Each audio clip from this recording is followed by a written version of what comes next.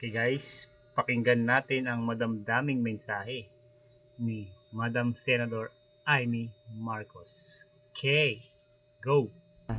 Pinahamak ko siya eh. Talagang naiisip ko na guilty ako.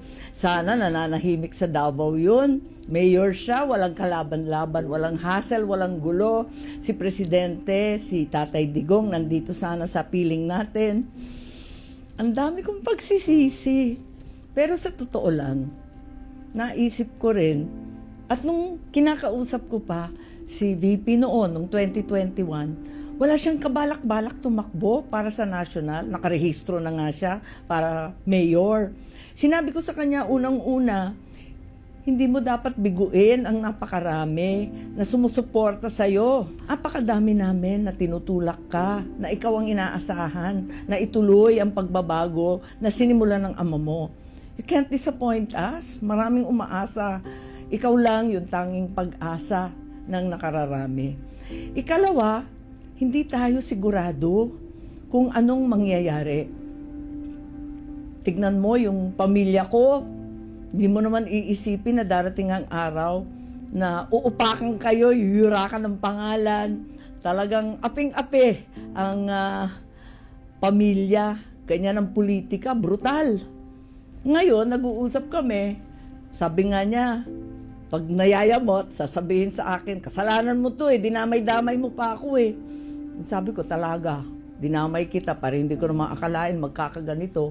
Higit sa lahat, isipin natin, kung mayor ka lang, ano kaya ang gagawin sa iyo?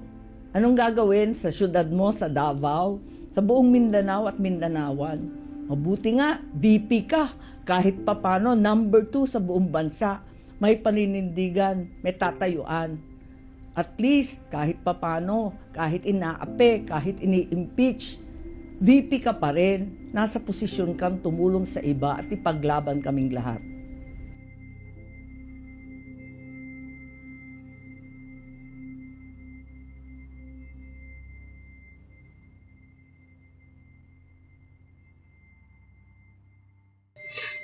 Yeah. Tama naman si Jaime Marcos, no? Buti na lang talaga BP si Inday Sara. Kasi sa totoo lang, kung hindi naging Vice President si BP Sara, matagal nang napatalsik yan si Bongbong Marcos. Pero hindi nila magawa. Kasi nga, BP si Sara.